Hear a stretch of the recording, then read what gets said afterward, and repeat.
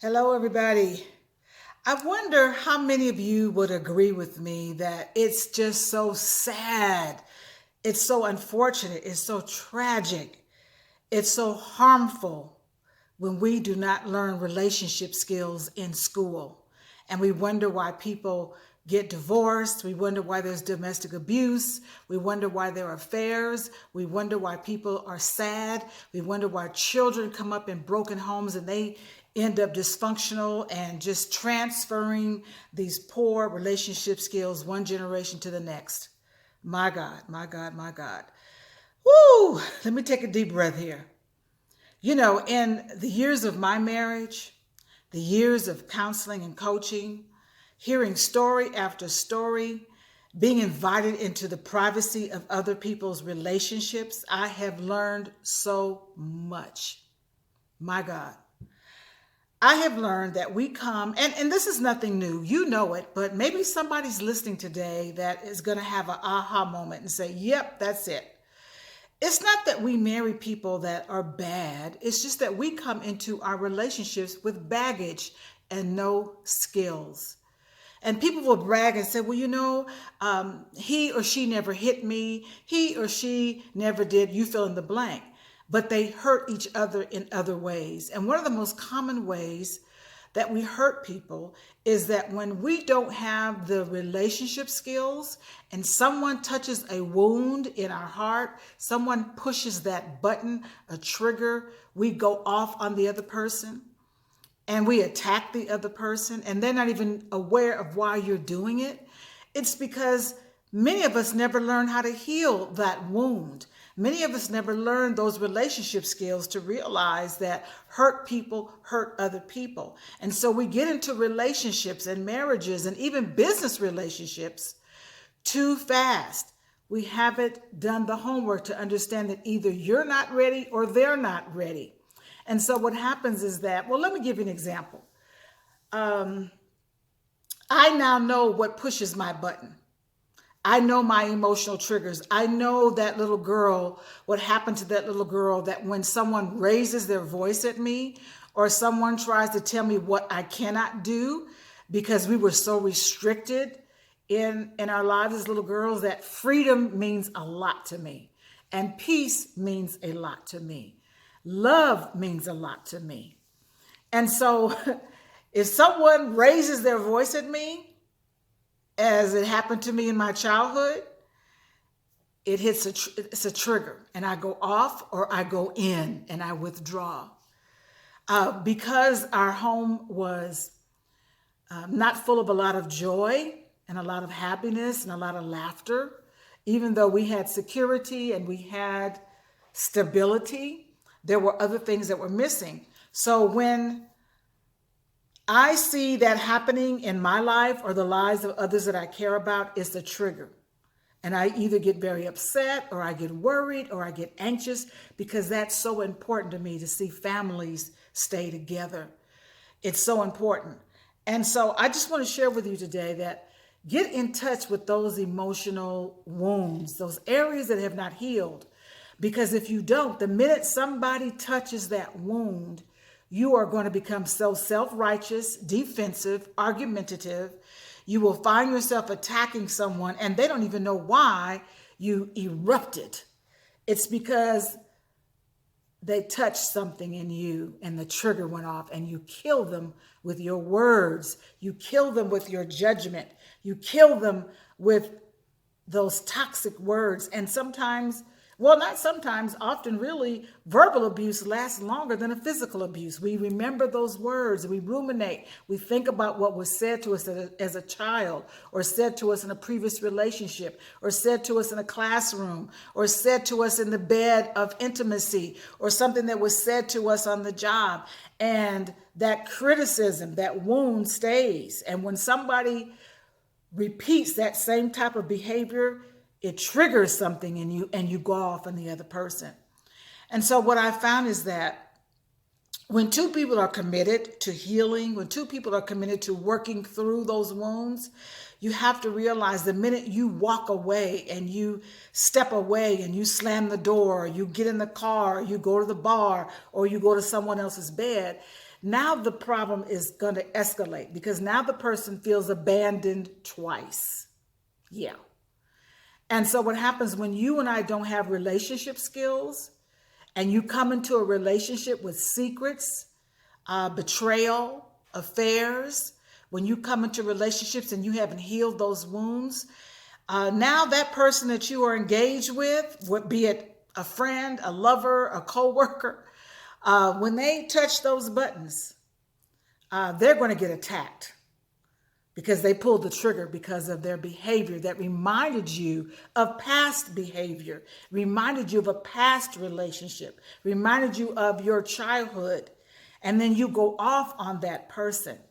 Oh, let me tell you, I've done it. I've seen it done in other relationships. I see it happening over and over again because we don't have those relationship skills. What happens is what I call the new car smell phenomena. As soon as that new car smell wears off, as soon as the honeymoon is over, as soon as you've moved into that new house, as soon as you've had that baby, as soon as you've had that new job, as soon as that something new wears off, then the old person shows up. The old person with the old issues and the old wounds begins to show up.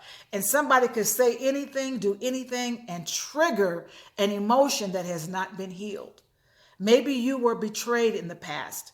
Maybe you were abandoned in the past. Maybe you were hurt. Maybe you came from a dysfunctional family. Maybe somebody lied to you. Maybe somebody left you. Maybe somebody cheated on you. Maybe somebody just misrepresented themselves.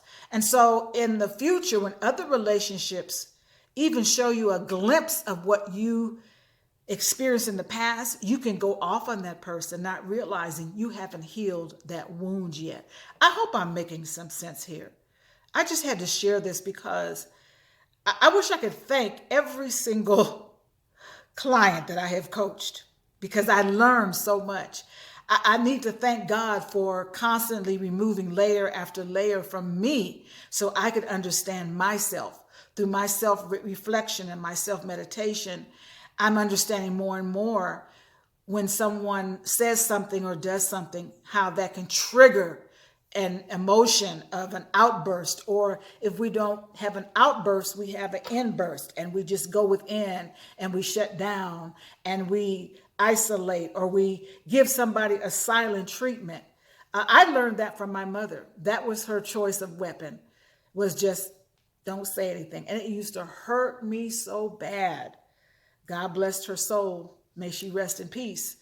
But when I began to understand that I adopted the same coping skill, silent treatment, I had to stop that. I had to realize that that was not healthy. When I would recognize if someone hollered at me, yelled at me, I shut down because my mother's second husband, that was his way of dealing with us, the hollering, the yelling, the controlling. And so whenever I feel like somebody's controlling, or someone is raising their voice, it's an emotional trigger. And I don't say anything, I just shut down.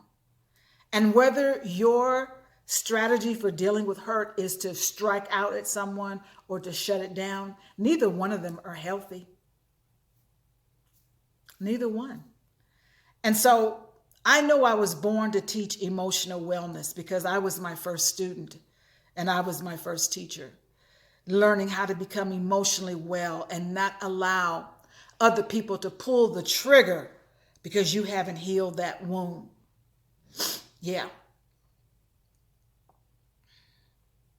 That gun, cussing somebody out, cheating on somebody, silent treatment, attacking them with your words, cussing them out, calling them names, just nasty, mean-spirited because you don't know how to say, hold up, wait a minute. I need some time. I need to think through some things because a button was just pushed. It caused me to feel the hurt and the pain I felt some time ago in my past. Oh, wait a minute. I need to step away. I need to work on this because the trigger was just pulled and I'm about to go off. Yeah. When you begin to recognize that, then you don't hurt other people because you haven't healed the hurt in you. Oh my God, I hope this is making sense. This is just a rant today. This is just a rant. I talk about it in my books, but I felt like, everybody's not reading the book. Maybe I just need to say it out loud, that emotional wellness should be a goal. Not just money, not just a house, not just a car, not fame, but emotional wellness. Because if you're not emotionally well, I don't care how much money you make. I don't care what position you have. I don't care if you wear a collar. I don't care if you have letters behind your name. I don't care if your address is way up in the hills. I don't care if you got a black card. I don't care. If you're not emotionally well, you are going to hurt people, and you're going to self-destruct, and you're going to damage your relationships, especially after the new car smell wears off. Oh, it's fun at first. Oh yeah, it's fun. The dating is fun. The sex is fun.